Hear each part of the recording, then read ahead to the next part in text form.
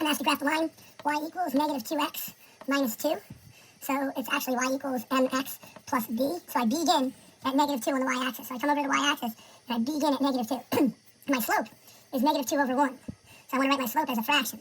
So from that spot, I go down 2, right 1. You always want to go right when you're graphing. Now, I'm not going to say the L word. So I'm going to say I go up 2 and over 1 in the other direction. The slope actually starts from the left to the right. But we begin at the y-intercept. So I go down 2, right 1. And I'm going to get the line going in this direction. Now it wants me to write the equation of the line. So I have to find the slope, and I have to find the y-intercept. So the y-intercept is right here at 6. So it's 0, 6, so I put plus 6 for my y-intercept. And then my slope, notice I'm going to look for where it goes to another coordinate. It goes through there. So we get from this point to this point, I go down 1, 2, 3, 4 over 1. So it's negative 4 over 1. Now when I write the equation, I have to simplify this. So it's going to be y equals negative 4x plus 6.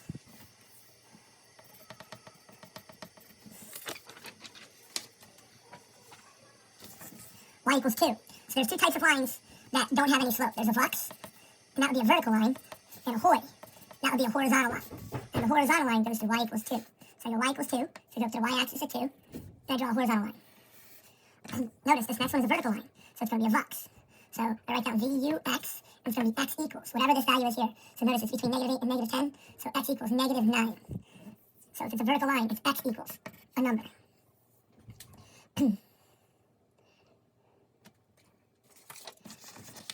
I open a grocery account at my bank with $100. Every week thereafter, I withdraw $80 from the account to pay for groceries. If X is the number of weeks I have had the account, then Y is the amount in the account. Find the equation of the line in the form of what that describes my grocery account balance. Well, this guy's account balance isn't going to be very good after a while. Its slope is negative 80, and his y-intercept is 100. So his equation is going to be negative 80x plus 100.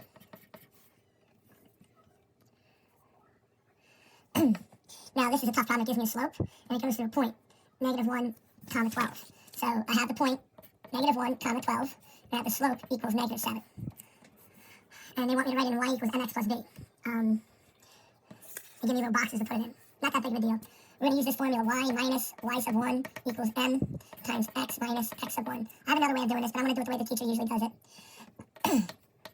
So I'm going to leave some blank spots. And notice I put the 12 right here. Y sub 1 underneath this 12, so this 12, this is my x1, this is my y1, the y1 just drops down. My slope is here, so my m is negative 7. And then this negative 1 comes over here, but when it's negative 1, that's going to be positive 1. So I'm going to solve this now. I'm going to distribute the negative 7, it's going to give me y minus 12 equals negative 7x minus 7, and I add 12 to both sides. It's going to give me y equals negative 7x, and then 12 minus 7 is plus 5. So y equals negative 7x plus 5.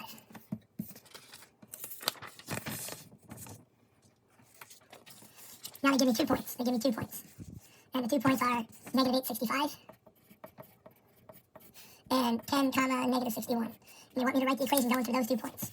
So the first thing I want to do is find the slope. So I'm going to set up my slope formula, which is a big division bar. And then put the y values in first. The back y value, negative 61. The front y value, 65. The back x value, 10. The front x value, negative 8. Remember, negative goes to positive. So we're going to use the calculator, so that's plus 8 down there. I can do the bottom, that's 10 plus 8, that's 18. But negative 61 minus 65, let's see what that is. Negative 61 minus 65, negative 126. Let's divide that by 18. Negative 7 is my slope. Now I have to choose a point. I'm going to pick 10, negative 61. And I have my slope equals negative 7. So I'm going to use my formula again, y minus y sub 1. Notice I put the y sub 1 right underneath the 61 equals m. Notice I put the m underneath the m times x minus x sub 1. I'm going to plug in these values. Y minus negative 61 turns to positive 61 equals to negative 7 times x minus, and I bring the 10 over. It's the only thing that doesn't fall right into place. I'm going to distribute the negative 7. So it's going to give me y plus 61 equals negative 7x plus 70. Subtract 61 from both sides. Y equals negative 7x plus 9. Negative 7x plus 9. Find the equation that passes through the points. And they want it in point slope form. So this is actually kind of simpler. I'm going to write down the 2 coordinates, negative 5, negative 6. The other coordinate, 8, negative 3. I'm going to do my slope, which is a big division bar, with a minus sign and a minus sign. I'm going to put the back negative 3 up front, the negative 6. Negative goes to positive. The back x, the front x, negative 5, goes to positive. 6 minus 3 is 3. 8 plus 5 is 13. I'm going to leave it as a fraction. Now, they want me to do the answer in point slope form, not slope intercept form. This slope is 3 over 13, and I'm going to pick one of the coordinates. I'm going to pick this coordinate. You get to pick. It doesn't matter which one you pick. You'll get the same answer. And my slope equals 3 over 13. And they said point slope form. This is the point slope form equation, because you have a point and a slope.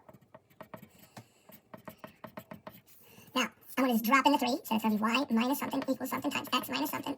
I drop down to negative 3, so it's going to be positive 3. I bring over the slope, 3 over 13, and I bring over 8. And that's it. You don't have to do any of the arithmetic if they want you to leave it in point slope form.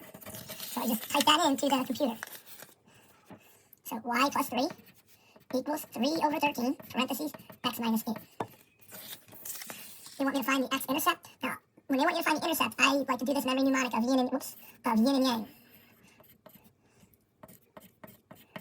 And the top one is the y-intercept, where x is 0, and the bottom one is the x-intercept, where y is 0. So they want me to find the x-intercept. That's where the y value is 0. So all I do is I hide the y value, and I solve that for x. So I have 1x equals negative 29. So I divide both sides by 1, and I get x equals negative 29. It's not that complicated. So they kind of give me a weird format. I want to get it into standard form. So I'm just going to add the 17 over. So it's going to give me 2x plus 7y equals 17. Now with that, I can find all this information really quickly. I'm going to do yin-yang. And I'm going to do fast slope. So the slope is going to be that 2 over that 7. And just change the sign of the top one. So the slope is negative 2 over 7. Notice, it's a positive 2, a positive 7, and you just change the sign of the top one. Now, to find the y-intercept, you get rid of the x. You get rid of the x. So that gives you 7y equals 17. You divide both sides by 7. So your y-intercept is going to be this weird fraction, 17 over 7. But that's it. You're done. You don't have to simplify it. Now, to find the x-intercept, you hide the y. You hide the y. So that gives you 2x equals 17. Now I divide both of them by 2. So that would be 17 over 2. So the x-intercept is 17 over 2. And the y-intercept is, the y-intercept is 17 over 7. Your answer must be decimals. So that means you're going to want to type it into the calculator. So 17 divided by 2 is 8.5. Slope, negative 2 divided by 7. This is going to be a long decimal, but we'll take it. I don't know how far they want me to take it out to. I'll take it out 4 places. 0.2857.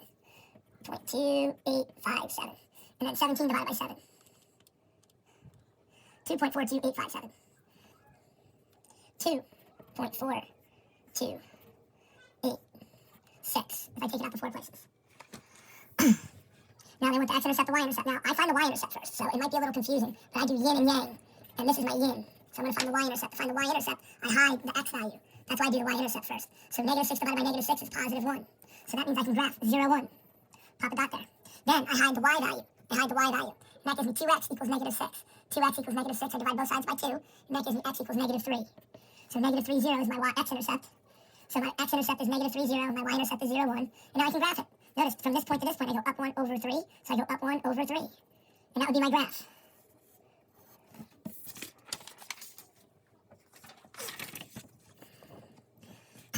They want me to write y equals 5x minus 1 in standard form. So that means we have to have it in ax plus by equals c. All I really have to do is subtract the 5x from both sides. So I'm going to minus 5x, I'm going to minus 5x. That's going to give me negative 5x plus y equals negative 1. But there's a rule, you're not allowed to have a negative in front of the x when they want it in standard form. So all you do is change the signs. 5x minus y plus 1. So it's 5x minus y equals 1. 5x minus y, you might want to put a 1 there, equals 1.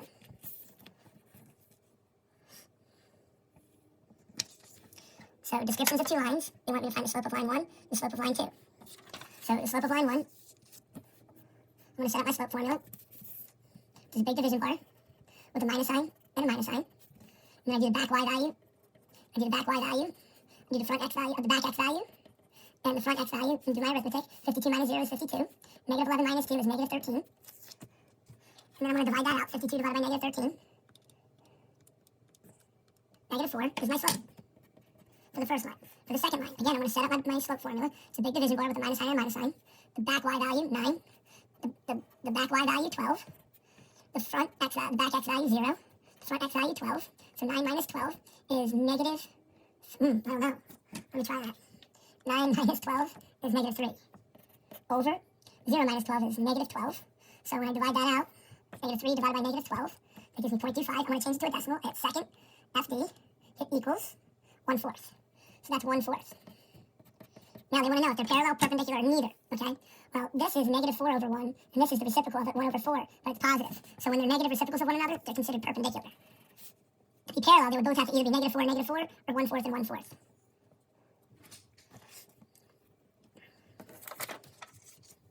So I'm expected to write an equation parallel to y equals negative 2x minus 4 passing through 2, negative 3. So I'm about to show you something that your teacher probably didn't show you.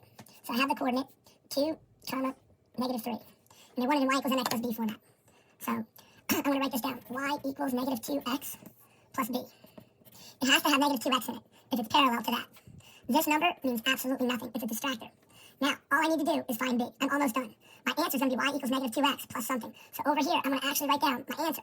Y equals negative 2x, and then it's going to be plus or minus something. So here's how I find out what b is. Notice, y equals negative 3, negative 2 times x, and x equals 2. And now all I have to do is solve for b. So negative 2 times 2 equals negative 4 plus b. I add 4 to both sides. And that's going to give me b equals 1. So my answer is y equals negative 2x plus 1.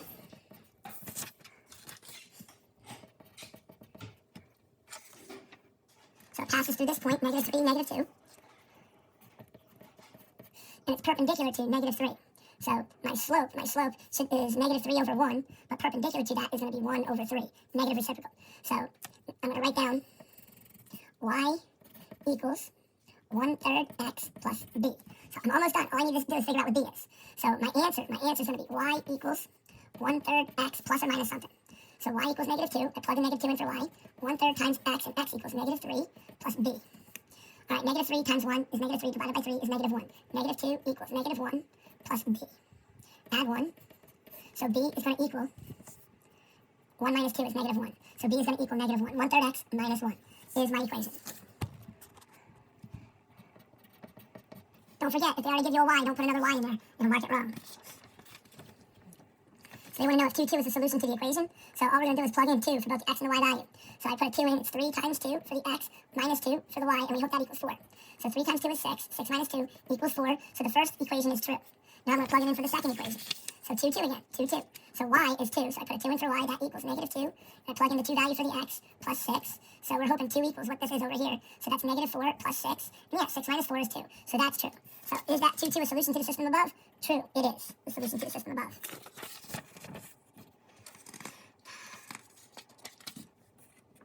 They want me to solve by substitution. I'm not going to. I'm going to solve by elimination. I'm going to multiply the bottom equation by 3. I'm going to copy the top equation over. 6x minus 3y equals 24. Negative 15x minus plus 3y. And then negative 3 times negative 17.